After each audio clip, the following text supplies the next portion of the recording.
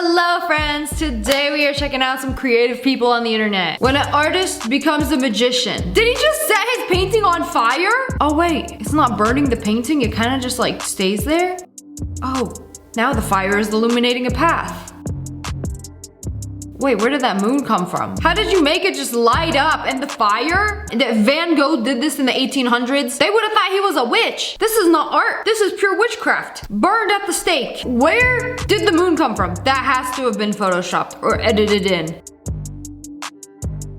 Bro, the sparklers, they light up and wait a second, the whole thing is moving. His shirt, her hair. How do you make a painting move? This has got to be an edit. It's no longer a painting. Can you believe this? They made the lights light up with a matchstick. This is like blowing my mind. Like it has to be edited. Like I don't see any other way that they could do this. You know, sometimes I wish I could just like enjoy things, but my brain is too busy trying to figure out how it works. Like how did you just light this paper on fire and the whole thing doesn't set on fire? It just gets on fire in certain places. And it's very ambient and relaxing, by the way. It's so freaking cool. You can make nails out of a lot of different materials, but snow? How does that even work? It'll melt, right? No, she found a way to do it. You take some snow, put it in a fake nail. Whoa! And it just stays. Finally found a nail more brittle than my natural nails. One touch and it's gone. Easy come, easy go. She also used a pencil sharpener as a nail. So you could just put the acrylic around it, paint it, and put a little cover on it, and then wham bam, you got pencil sharpener nails. Perfect for back to school. Teachers love these. Why have a backpack full of supplies when you could just have everything on one hand? The pencil, the sharpener, even the eraser. And she's doing math homework as proof. See, totally functional. Yeah, until you have to go to the bathroom. Then what? That pencil looking real sharp. It'd be a shame if it stabbed something. These would be really fun for 5 minutes, then get them off me. This is a really simple and interesting way to do a textured canvas. You basically make paper mache out of paper towels and water. Add some glue. Oh, I thought that was tomato sauce for a hot second. Like, oh, we're gonna make it scented and flavored too. Oh, that is so cute. Now I know how the Home Goods does it. You just mix up the paper mache and then put it on the canvas, and then when it dries, it's like textured 3D. You could do so many cool things with this. I go on Etsy and they be selling all these aesthetic, neutral textured canvases, and it's basically just like paper mache you could DIY at home. Like a lot of people don't realize that you could do these things at home. S'mores. This does not look like s'mores. Okay, is it gonna be slime or a wax melt? Because I refuse to believe this is an actual s'more. It looks way too good to be true. Why isn't this going viral instead of the Dubai chocolate? Because this thing looks insane. Wait, this is real food. It looks way too good to be true. Because every time I'm reacting to food and it looks insanely delicious, like I would pay any amount of money right now to have a bite out of it, 9 times out of 10, it ends up being slime. This is a rare occasion where this is actually a s'more. Like they're not lying to me. You know, on the internet, you are often deceived. The thing making me drool so much I can barely even talk.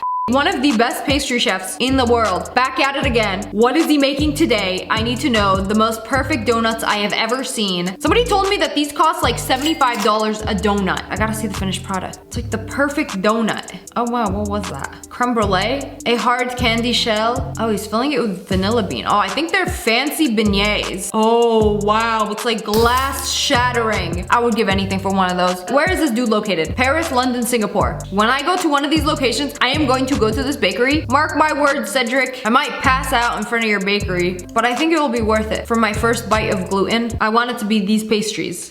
Okay, now he's making a cake. It looks like a wedding cake. He just has floor to ceiling glass windows outside his bakery. I really hope it's like soundproof, because that would be so distracting having like hundreds of people constantly record your every single move while you're working all day. Like, is it not distracting? Like, what if they start banging on the glass? Okay, what are those? Cream puffs? Vanilla bean custard, some whipped cream.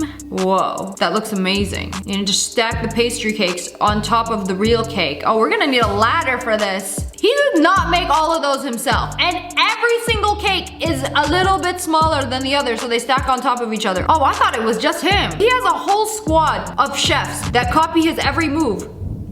Is that thunder or an explosion? I just imagine all the chefs in the back just to mirror his exact movements and make the exact same thing that he does. I swear, this is the last Cedric video. Only because I have a story time. Okay, so he's making a pear dessert that looks exactly like a pear. So I went to this restaurant in Aspen. It was like a chef's menu. You pick like 4 things on the menu. And the menu was so obscure. Like you didn't know what you were gonna get. It didn't say hamburger. It would just list like ingredients and vibes. So if you thought you were getting a hamburger, no. It was like charred flesh medallion, grass, aged cheese, heirloom tomato on a bronzed wheat dome. So we were so confused and we kind of just guessed. And then for dessert, guess what they brought me? One of these pears. And they brought it to me. I started laughing so hard that I started crying because I thought it was a joke. I thought they just took a bowl with some rocks and put a pear on it. And I thought it was the funniest thing I've ever seen in my life. I paid like $400 for this meal and you gave me a $1 pear for dessert. And then I cracked it open and it was one of these pastries. It was so good that it fooled me. And it was one of the best desserts I've ever had.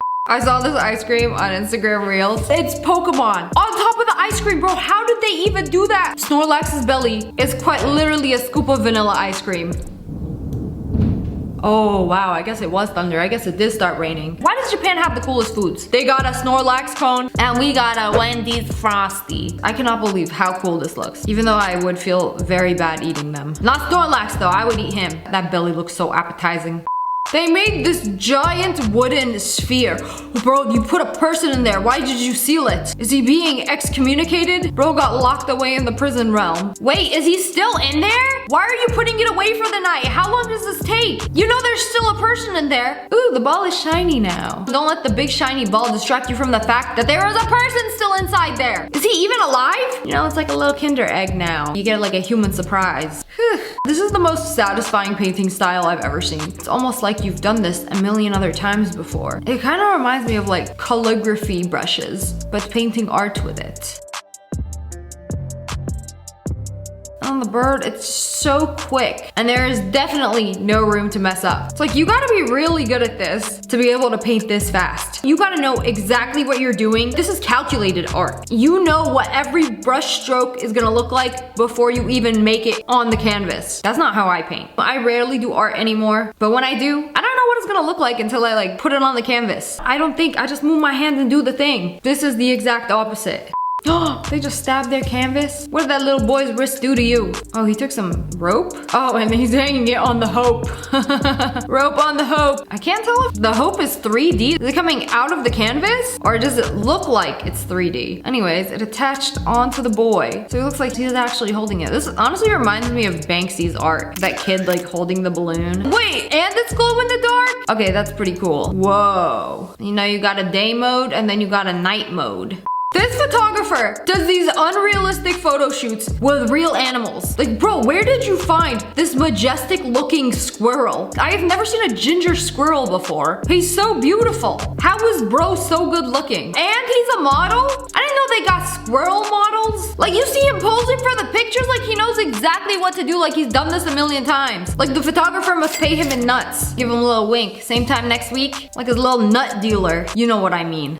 They made a giant Kit Kat. Oh, it's the same color as his shirt. Did he wake up that day and plan to match the Kit Kat? Okay, where are y'all getting these giant Kit Kat molds? Cause I would like to make a giant Kit Kat and make it gluten-free from Moldy Fun USA. I don't know if I like the sound of that. I will be ordering some of these and making a video. Okay, they took a tub of Nutella. Nobody needs a tub of Nutella unless you are a crepe restaurant, a creperie, if you will.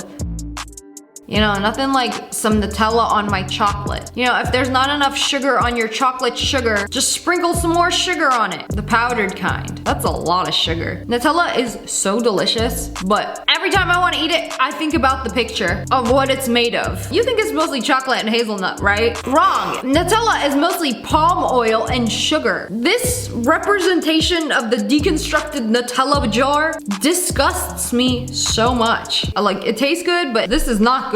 No Nutella for me. We've all seen those miniature cooking videos, right? Sometimes they use real food, sometimes they use fake food, but this one's made out of felt. They took it to the next level. Miniature cooking, stop motion video, and it's all made out of felt. A felt omelet? Like, you're kidding me. The waffle maker is made out of felt. Bro, my brain can't even like comprehend this right now. It cooked a felt waffle. I didn't even know it was possible to slice bread made out of felt. I just like, the more I watch it, the more I'm just like impressed. Ah! The milk liquid made out of felt, it just does not sit well with me. Like, how did they do any of this? How do you make things out of felt and make them so small? I don't know. I've never made anything out of felt before, but my dogs shed a lot, and sometimes I take their hair, I take it out of their brush, and then I make it into a ball, and then I offer that ball to them, and then they sniff it and be like, get disgusted from themselves. That's me maxing my felt capabilities. This is a whole nother level. But anyways, that's all for today. I hope you guys enjoyed this video. If you did, make sure to hit that like button in the face. And make sure you turn on notifications. Click, click, and subscribe to the Wolf Pack. Oh, I love you guys so much. Thanks for watching.